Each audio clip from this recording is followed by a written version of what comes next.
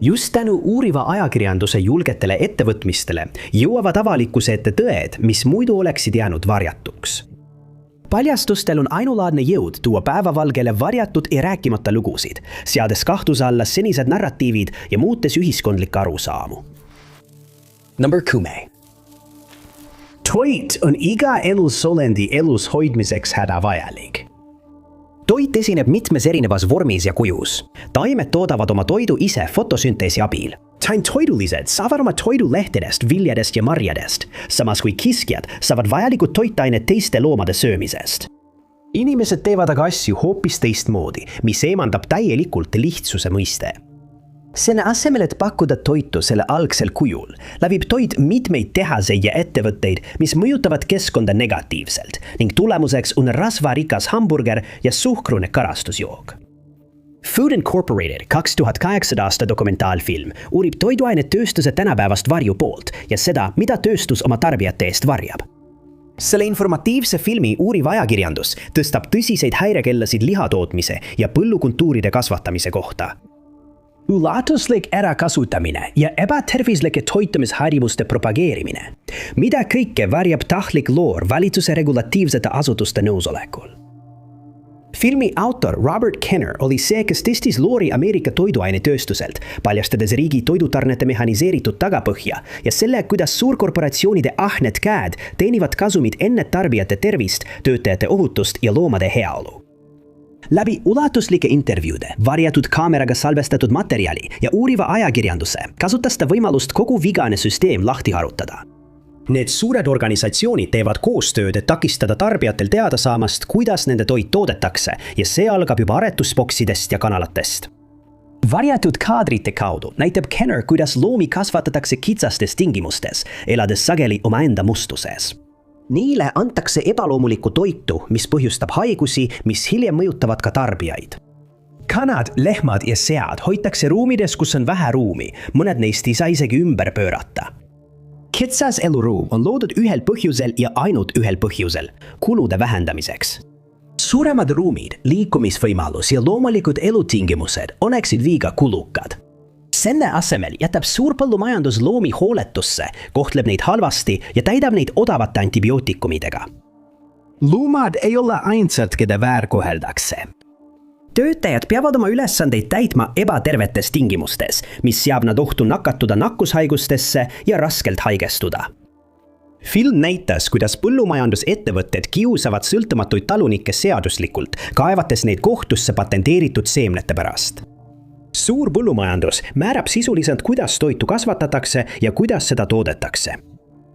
Kenner avastas ka, et Ameerika toiduturg eiras suuresti toiduohutusnõudeid ja varustas avalikkust ebapiisavalt testitud üha enam geneetiliselt muundatud toiduga.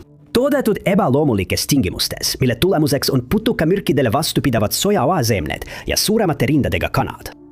Odavalt toodetud toiduainete otsese tagajärjena on Ameerikas täheldatud rasvumise, diabeedi ja E. coli nakkuste epideemiad.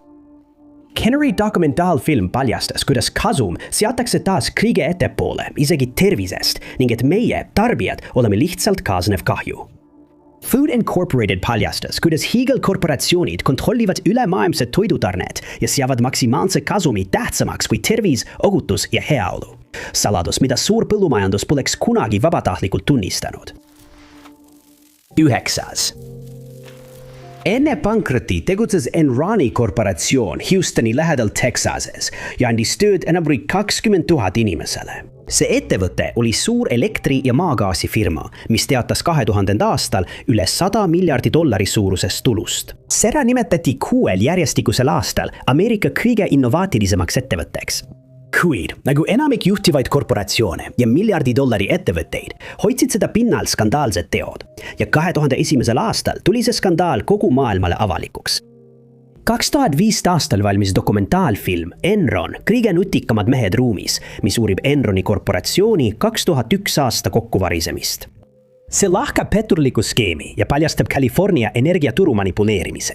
See maksis kodanikele iga päev $miljardeid, kuni rajatis töötas. Film paljastab, et vaid 2 aastat pärast ettevõtte asutamist algas skandaal. See sai alguse 2 kauplejast, kes hakkasid 1987. aastal naftaturgudel panuseid tegema. panustamine tõi kaasa pideva kasumi, mis oli selle tööstusharu alguses kahtlane tunnus. Üks kauplejatest avastas hiljem, et ettevõtte suunas raha ka offshore kontodele, mis tekitas kahtlusi maksudest kõrvalehoidmises ja rahapesus. Auditorid olid samuti rikkumise avastanud, kuid asutaja Kenneth Lay nõudis, et nad jätkaksid ja tooksid ettevõttele miljoneid. Dokumentaalfilm süvenes Jeffrey Skilling'i palkamisse ja tema seostesse turuväärtuse põhise raamatupidamisega. Skillingile kui ettevõtte tegevjuhile lubasid föderaalsed regulaatorid kanda pikaajaliste lepingute tulevased kasumid raamatupidamisse, juba samal päeval, kui leping allkirjastati, sõltumata sellest, millised need kasumid tegelikult olid. Kui ettevõte selles tehingus kahjumit nägi, peideti see lihtsalt ära. Enron peitis miljardeid dollareid võlgu ja ebaõnnestunud investeeringuid, jättes mulje, et ettevõte on kasumlikum ja stabiilsem. Asutus soodustas ka Skilling'i algatatud Rank and Yank kultuuri, kes lõi töötajate hindamiskomisjoni. Töötajaid hinnati selle komisjoni kaudu igal aastal ning aasta lõpus vallandati alumised 15%. See polnud sugugi Enroni salajastest üleastumistest kõige hullem. Enron, the smartest guys in the room, paljastas, kuidas ettevõte mitte ainult ei teeninud kasumit California energiakriisist, vaid oli tegelikult selle algpõhjus. Omendades 1997 aastal. Portland General Electricu, mis toodab ja jaotab elektrit, suutis Enron ära kasutada California deregulatsiooni läbinud energiaturgu. Kasutades intervjuudes Enroni kauplejatega salaja salvestatud liidistusi, said filmitegijad teada, et selleks loodi võltsitud energiadefitsiite. Seda tehti sageli elektrijaamade sulgemisega hooldustööde ettekäändel. See võimaldas ettevõttel elektri hinda manipuleerida. Kriis kestis aastatel 2000 kuni 2001, tõstes elektrihinnad rekordkõrgele ja maksumaksjatele läks see hinnanguliselt maksma $40 miljardit. Dokumentaalfilm paljastab ootamatud seosed Enroni, selle asutaja ning isegi president George H.W. Bushi ja tema poja George W. Bushi administratsioonide vahel. Energiaettevõttel ja administratsioonidel olid aastaid salajased tehingud, kuid just energiakriisi ajal tuli nende tegelik seotus päevavalgele. Enron, kõige targemad mehed ruumis, viitab sellele, et sel ajal võis Bushi administratsiooni tegevusetus olla viis saboteerida California kuberneri Gray Davist, keda peeti võimalikuks rivaaliks George W. Bushile 2004 aasta valimistel. Energiakriis oli üks peamisi tegureid, mis viis Davise tagandamiseni 2003 aastal ja lõpetas tema poliitilise karjääri. Number 8. Sõjautu. 11 õppetundi Robert S. McNamara elust. 2003. aasta dokumentaalfilm viib vaatajad läbi endise Ameerika Ühendriikide kaitseministri Robert McNamara elu. Just tema oli see, kes uuendas Pentagoni tegevust ja mängis Vietnami sõjas olulist rolli, teenides endale selle arhitekti tiitli. McNamara, kes oli presidentide Kennedy ja Johnsoni ajal ametis, sai kurikuulsaks sõja jämeda väärhaldamise tõttu, mis jäi tema eluaegseks sisemiseks võitluseks. See on Errol Morrise filmis Sõjaudu, kus ta mõtiskleb otsuste üle, mida ta tegi teisest maailmasõjast kuni Vietnami sõjani. Ta toob samuti esile nende otsuste tagajärjed ja selle, kuidas varjatud tõed paisutasid jõhkra konflikti. Dokumentaalfilm koosneb arhiivikaadritest, 1960. Ameerika Ühendriikide valitsuse salvestatud vestlustest ning uutest intervjuudest Robert McNamaraga. Film on jagatud 11 osaks, mida Morris nimetab õppetundideks, mis on saadud tema intervjuudest Robert McNamaraga. Esimene õppetund pealkirjaga Empaatia oma vaenlase vastu paljastas, kui lähedale sõda tuumakatastroofile jõudis. Selles osas tunnistab ta, et Kuuba raketikriisi ajal olid Ameerika Ühendriigid ja Nõukogude Liit õnne, mitte loogika või ratsionaalsuse meelevallas. Ta paljastab siin, et kriisi ajal üritas Kennedy hoida Ameerikat sõjast eemal, kuid kindral Curtis LeMay tahtis Kuubat tungida. Kennedy sai hiljem 2 sõnumit Nõukogude Liidu tollaselt juhilt Nikita Hruštšovilt. McNamara kirjeldab 2 sõnumit, nii et üks neist oli pehme, meenutades purjus meest, kes on suure pinge all. Selles sõnumis palub ta, et Ameerika Ühendriigid annaksid garantii, et nad ei tungi Kuubale kallale ja kui nad seda teevad, eemaldatakse raketid. Teist sõnumit, mida kirjeldati kui karmi, iseloomustas tõsine ähvardav alatoon. Me valmistume teile vastu astuma tohutu sõjalise jõuga, seisis seal. USA suursaadik Moskvas tundis Nikita Hruštšovi isiklikult ja nõudis, et John F. Kennedy vastaks esimesele leebemale sõnumile. Dokumentaalfilmis paljastab Robert McNamara ka sõjakuritegude ulatuse ja tegelikkuse, mida varem polnud nähtud. Selges, et Curtis LeMay juhtimisel viis Ameerika läbi suuremahulise õhurünnakute kampaania, kasutades süütepomme. Sellised kampaaniad jätsid 67 Jaapani linna rängalt purustatuks. Näiteks Tokyo oli selle lõpuks 51% ulatuses hävitatud. McNamara rõhutas siin, et kui liitlased oleksid teise maailmasõja kaotanud, oleksid nii tema kui ka LeMay sõjakuritegude eest kohtu alla antud.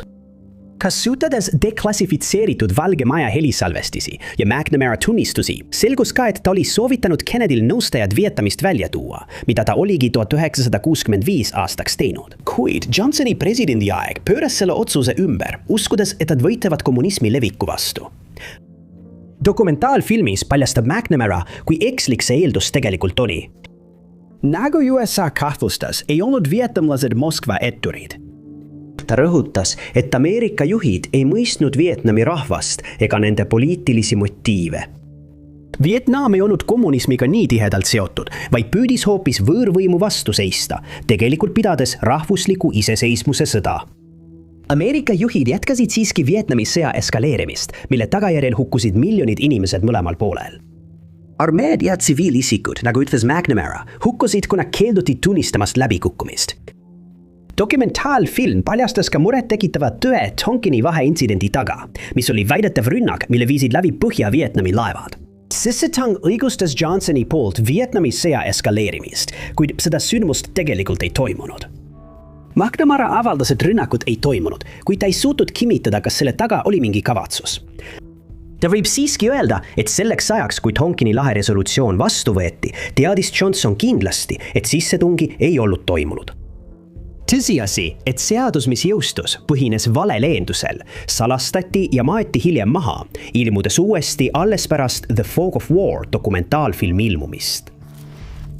7.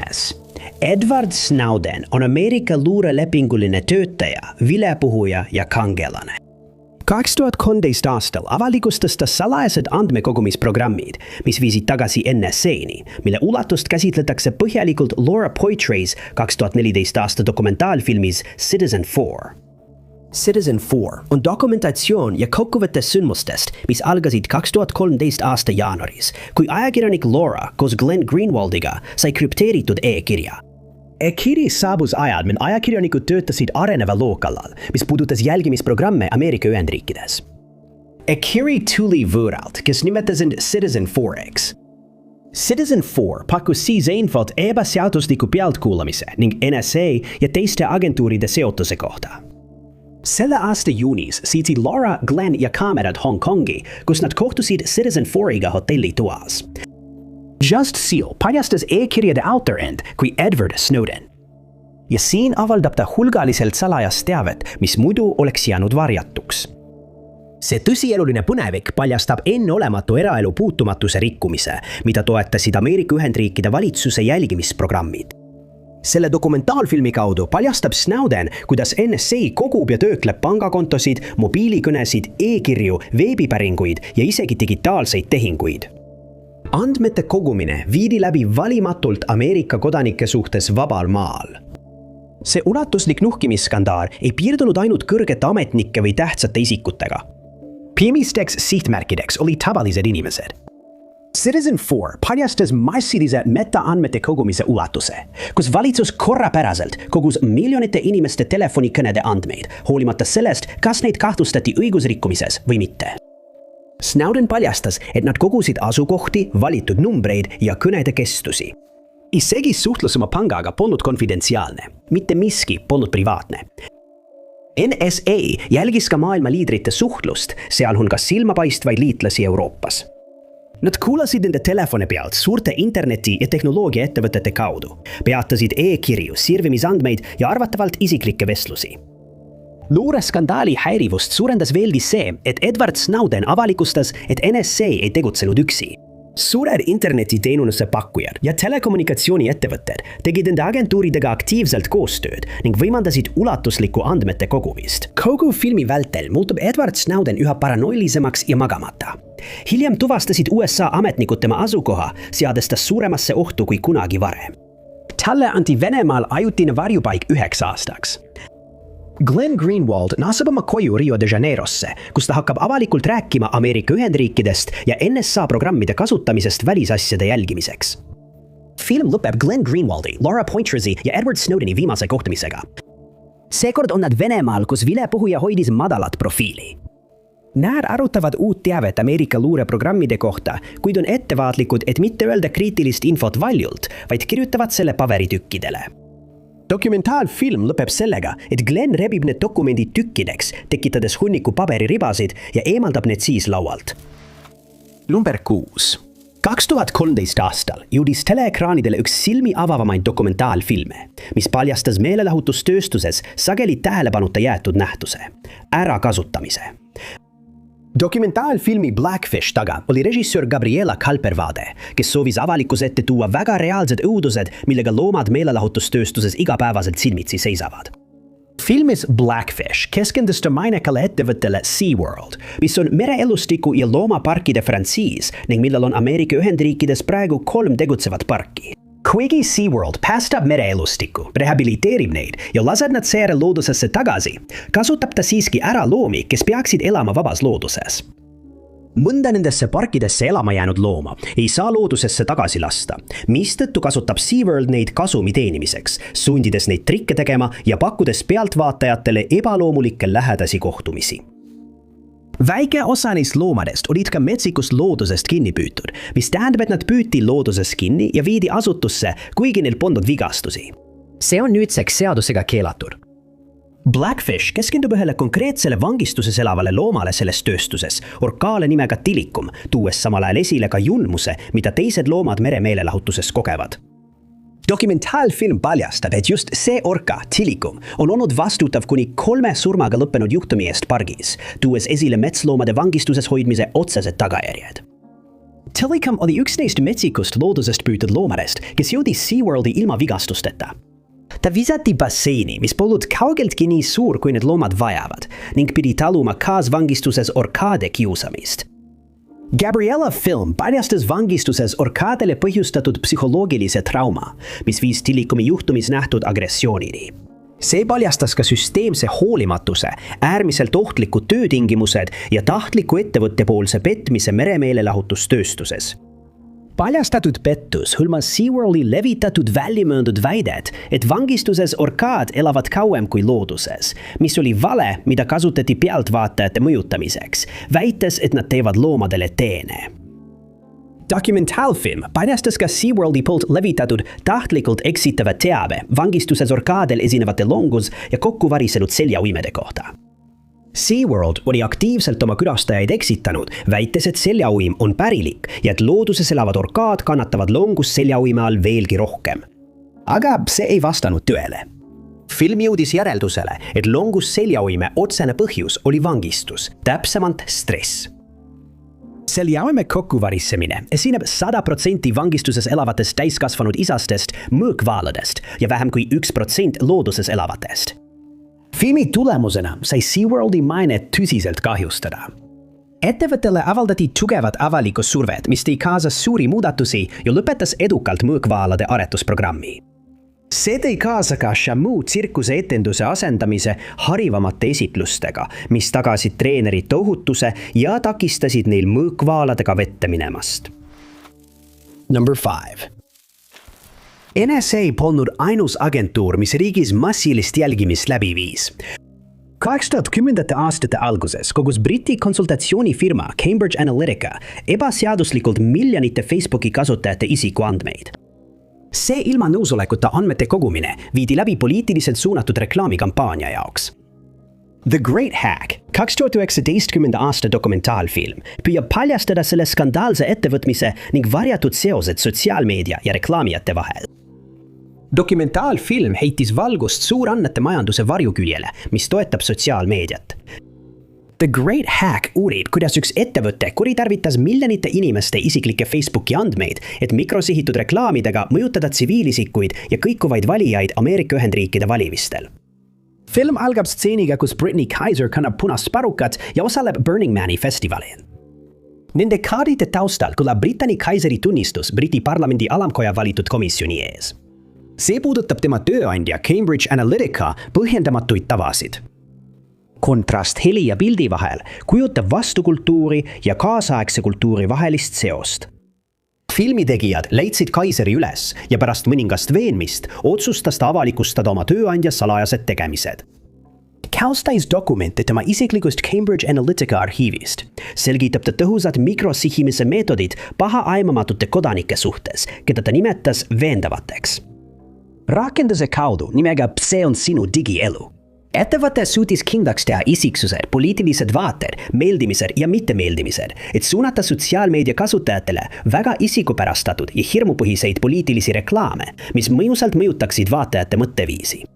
See kas pärssis nende motivatsiooni hääletada või suunas neid hääletama soovitud poole poolt. Selles juhtumis kogus Cambridge Analytica 87 miljoni Facebooki profiili andmeid ja kasutas neid analüütiliselt Ted Cruz'i ja Donald Trumpi 2016 aasta presidendikampaaniate toetamiseks. Dokumentaalfilm The Great Hack paljastab Kaiseri abiga privaatsuse rikkumise, mille viisid läbi usaldusväärsed võrgustikud. Ja kuidas kasutaja andmeid kasutatakse relvana psühholoogilises sõjas inimkäitumise muutmiseks. Politica nimel. Number 4. See oli sajandi kuritegu, 2-astmeline dokumentaalfilm, mille kirjutas, tootis ja lavastas Aleksei Gibni, mis paljastas sajandi kõige ootamatuma saladuse. Selle, mis peitub opioidiepideemia ja suurfarmaatsia sees. See toob esile, kuidas suured farmaatsiaettevõtted toppisid oma vankumatud ahned käed sõltuvust tekitavate ainete suurde prügikasti ja valisid ühe, mida järjepidevalt avalikkusele peale suruda, korraldades nii suure epideemia Ameerika Ühendriikides. The Crime of the Century lakab seda ahne käe korrumpeerunud meditsiinitöötajate ja kaasosaliste seadusandjate osalust, kellest igaüks mängis olulist rolli opioidide ja fentanüüli epideemiate tekkes. Dokumentaali esimeses osas tutvustatakse vaatajatele Purdue Pharmat ja seda omavat Sackleri perekonda. See paljastab, kuidas nad tegid koostööd Toidu- ja Ravimiameti ametniku Curtis Wright IV'iga. Koos said nad Oxycontini laialdaseks kasutamiseks heaks kiita. Oxy on tugev opioidne valuvaigesti, mille toine aineks on oksükodoon ja mis kuulub narkootiliste ainete klassi. Kuna see ravim suudab blokeerida valusignaale, mõjutades otseselt kesknärvisüsteemi, kaasneb sellega suur sõltuvuse, sõltluse ja ületarbimise oht. Purdue Pharma ja Sackleri perekond süüdistasid otse opioidide tarvitajaid ravimi kuritarvitamises. Samal ajal kui dokumentaalfilm suunab süüd tootjatele ja turustajatele endile. Kuna aine oli nii sõltuvust tekitav, teenisid farmaatsiaettevõtted sellest kasumid. FDA ametnik Curtis Wright diskirjutas opioidi esialgse heakskiidu, lahkus oma töökohalt vaid aasta pärast selle heakskiidmist ja asus tööle Purdue'sse, kuna neilt pakuti talle ootamatult kõrget palka. Film kirjeldab, kuidas ettevõte turustas agressiivselt tugevalt sõltuvust tekitavat narkootikumi kui ohutut, hoolimata sisemistest uuringutest, mis viitasid vastupidisele. Nad müüsid teadlikul kriisi ja taas oli kasum kogu tegevuse keskmes. Dokumentaalfilmi teises osas tõmmati vaatajad kaasa fentanüüli massilisse turustamisse. See on veel üks tugev sünteetiline opioid, mis algselt töötati välja raskete valude leevendamiseks vähihaigetel. See on 50 korda tugevam kui Big H ja 100 korda tugevam kui morfiin. See on samuti väga sõltuvust tekitav ja nii tugev, et isegi väike kogus võib olla surmav. Selleks hetkeks dokumentaalfilmis põhjustas opioidikriis juba 40 surmajuhtumit päevas. Just siis otsustas Incest Therapeutics hakata arste altkäemaksuga mõjutama, et nad kirjutaksid fentanüüli üleliia välja osana suuremast ja keerulisemast skeemist, mille eesmärk oli kindlustusseltse petta vale tulundustaktikaga. Samal ajal vaatasid seadusandjad häirivale narkootikumide kuritarvitamise soodustamisele läbi sõrmede. See silmade kinnipigistamine ei toimunud muidugi ilma tasuta. Ravimifirmad nagu Incest Therapeutics suunasid altkäemakse seadusandjatele, et muuta seadusi ja suruda aine turule. The Crime of the Century paljastab ka, kuidas DEA föderaalagendid, kes püüdsid kriisi algpõhjust kindlaks teha ja peatada pillide massilist levikut, said karistada, kui kongress oma tööd välja tõrjus. Coleman Dax, see oli Seymour Hersh, kes veetis aastaid poliitilise ajakirjanduse eesliinil, kogudes teavet, uurides skandaale ja keskendudes Ameerika Ühendriikide tegevusele välismaal. Tema ulatuslikud reportaažid ja paljastused kulmineerusid Laura Poitrasi ja Mark Obenhausi põhjalikus ja laiahaardelises dokumentaalfilmis. Pealkirjaga Cover Up uurib see dokumentaalfilm Hershey väsimatut püüdlust paljastada süsteemset pettumist, riigi poolt heaks kiidetud vägivalda, poliitilist pettust, julmusi ja valitsuse algatatud varjamisi. Tema ettevõtmised ulatusid Vietnami sõjast kuni Iraagini. 2025 aasta dokumentaalfilmis astub üles ka Hersh ise, kes nõustub rääkima oma karjäärist, paljastades saladused, mida ta teada sai ning pakkudes enneolematut ligipääsu kogu oma tööle. Pikemalt räägib ta Ameerika Ühendriikide sõjakuritegudest Vietnami sõja ajal, sealhulgas My Lai veresauna omadest. Ametlike ajalooliste allikate kohaselt kiitis sõjavägi operatsiooni kui võitu Vietcongi üle, varjates tõendeid selle kohta, mis tegelikult selle sündmuse ajal juhtus. Hersh aga jutustas ühe ajateenijast sõduri vapustava tunnistuse, kes meenutas veresauna jõhkrust. Kuidas sihtmärkideks olid 100 relvastamata Vietnami tsiviilisikud. Kuidas leitnant William Calley käskis tal hukata lastegruppi, kellele ta oli just kommi andnud. Kui nad seisid sõjaväe poolt kaevatud kraavis, millest sai lõpuks massihaud. Hersh paljastas dokumentaalfilmis ka operatsiooni Menu, salajase taktikalise süüte pommitamiskampaania, mida viidi läbi Kambodža idaosas Vietnami sõja ajal. Ta väitis, et alates 18. märtsist 1969 kuni 1970 aasta maini külvasid Ameerika Ühendriikide strateegilise õhuväe juhatus need baasialad ja varjupaigad kaosega üle. See kampaania oli tuntud kui operatsioon Menu, millele järgnes kohe operatsioon Freedom Deal, mis sihtis palju suuremat osa Kambodžast. Poliitiline ajakirjanik paljastas ka Abu Ghraibi piinamise skandaali junmused, mis toimusid Iraagi sõja ajal ning kuidas selle viis läbi samuti Ameerika Ühendriikide armee. Hersh kajastas salajast piinamisoperatsiooni, mida viisid läbi armee ja CIA luureinfo hankimise ettekäändel, kuigi tegelikkuses oli tegemist inimõiguste rikkumisega. Kinnipeetavaid allutati nii füüsilisele kui ka psühholoogilisele piinamisele, samuti alandamisele ja muudele kirjeldamatutele tegudele. Varjamise käigus paljastab Hersh, kuidas valitsus üritas varjata 6000 lamba surma ja nende karjaste haigestumise tegelikku põhjust. Kuid ajakirjanik oli paljastanud saladuse, et need haigused olid põhjustatud lekkest Dugway katsepolügoonid, mis on rajatis, mis tegeleb keemia, bioloogilise ja radioloogilise kaitsevarustusega. Kõik varjamised, vandenõud, skandaalid, saladused ja salajased operatsioonid, milles Seymour Hersh selles dokumentaalfilmis paljastas, tulenesid tema põhjalikest uurimistest tema 60-aastase karjääri jooksul. Number 2. Michael Kirk, Martin Smith, Jim Gilmore ja Mike Weiser produtseerisid ühiselt põhjaliku dokumentaalfilmi Ameerika Ühendriikide saladused, mis uurib digiajastu kõige vastuolulisemaid teemasid. Massiline jälgimine, eriti Ameerika Ühendriikides. See dokumentaalfilm ei keskendu ainult Edward Snowdeni paljastustele, vaid ka rahvusliku julgeolekuagentuuri seostele teiste ettevõtetega, läbi sunnitud allumise, vabatahtliku koostöö ja sügavalt juurdunud ärilise lõimumise. Dokumentaalfilm koosneb intervjuudest Snowdeniga, tuginedes suuresti tema paljastustele, kuid sukeldub ka lekkinud dokumentidesse ja uurimisaruannetesse, mis paljastavad, kuidas mitmed erinevad luureagentuurid kogusid Ameerika Ühendriikide tsiviilisikute isikuandmeid, ilma et inimesed oleksid sellest kampaaniast teadlikud olnud. Ja kuidas agentuurid kogusid sellist teavet, kasutades ära ülemaailmseid sidelahendusi ja tehnoloogiaettevõtteid. Selle dokumentaalfilmis suurim saladus, mille see paljastab, on jälgimisprogrammide ulatus enne Snowdeni lekkeid. United States of Secrets paljastab, kuidas NSA tegi koostööd Silicon Valley'ga, mis on tehnoloogia ülemaailmne epitsenter. See suhe arenes pärast 2001 aasta traagilisi sündmusi, mis tõid kaasa jälgimise suurenemise. Ameeriklasi pandi uskuma, et see keskendub ainult julgeolekuohtudele, mitte kogu avalikkusele. Film paljastas, kuidas NSA-l oli programmide nagu Prism kaudu otsene ligipääs isikuandmetele Google'i, Microsofti, Facebooki, Apple'i ja AOL'i kontodel. Selliste programmide raames kogus ja salvestas valitsus salaja suhtlust, sealhulgas otsevideoid. Agentuur tegeles ka interneti põhiliikluse kogumisega, pealt kuulates internetiliiklust suurte telekommunikatsiooniettevõtete koostöös. Nagu dokumentaalfilm paljastab, tegi AT&T koostööd NSA-ga ja andis neile klientide andmeid. Andmekeskustes peidetud ruumid ja spetsiaalne jälgimisseadmed aitasid kaasa enneolematule sekkumisele internetiliiklusesse.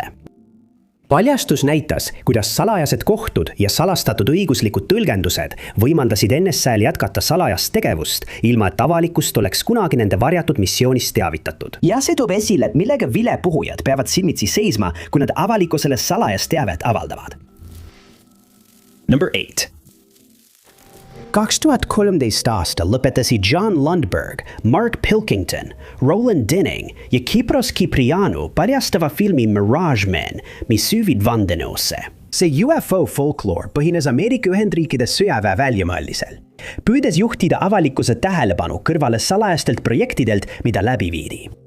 Mirage Men uurib kõige kummalisemat kokkupuutepunkti valitsuse salatsemise ja UFO kultuuri vahel, kus avalikkusele edastatud teave ei pruukinud olla tõene. Dokumentaalfilm uurib, kuidas paljud kuulsad UFO-lood ei olnud tegelikult kohtumised tullukatega ega olnud sugugi kummalised või fantastilised. Selle asemel näib, et paljud neist dokumentidest olid lihtsalt välja mõeldud. Film tugineb üksikute valitsusametnike ja sõjaväelaste intervjuudele ja tunnistustele, sealhulgas Ameerika Ühendriikide õhujõudude eriuurimiste büroo endise eriagendi Richard C. Doty ütlustele. Vestluste ja tunnistajate ütluste põhjalikuma uurimise kaudu paljastab Mirage Men, kuidas valeinfot kasutati relvana avalikkuse vastu külma sõja ajal ja isegi pärast seda. Just sel ajal viis sõjavägi läbi salajasi operatsioone, sealhulgas varglennukite katsetusi salajastes sõjaväebaasides. Nende salajasuse tõttu tõmbasid sellised keelualad kohe avalikkuse tähelepanu ja dokumentaalfilmi kohaselt vajas valitsus viisi, kuidas avalikkuse tähelepanu kõrvale juhtida, et testid ja katsed saaksid jätkuda nii, et keegi sellest ei teaks. Kummalised lennukite nägemised muutsid UFO-de ja tulnukate lood märksa usutavamaks. Nende plaan oli toiminud. Sõjavägi sai jätkata oma operatsioonidega, samal ajal kui entusiastid ja vandenõuteoreetikud kogunesid pimedatesse kohtadesse, et arutada tulnukate saabumist. Skeptikute tähelepanu juhiti samuti kõrvale uskujate poolt tehtud pööraste väidete tõttu. Keegi ei vaadanud sõjaväe poole. Tulnukate müüt muutus mugavaks kättejutuks. Selles dokumentaalfilmis kinnitab Richard Doty neid kahtlusi, väites, et ta oli üks luureohvitseridest, kes osales UFO uurijate, ekspertide ja entusiastide vastu suunatud valeinfo kampaanias. Ta väitis, et võltsitud dokumente, lugusid ja lavastatud sündmusi saadeti teoreetikute ja uurijate kaudu, tagades ülisalajase infolekked, mis ajasid kogukonnas segadusse. Suur tänu teile vaatamast! Kui see video teile meeldis, siis kindlasti vajutage meeldib nuppu. Ärge unustage ka tellida ja vajutada teavituskella, et olla kursis kõigi meie tulevaste üleslaadimistega. Aga minu nimi on Top 5 Unknowns ja kohtume järgmises videos.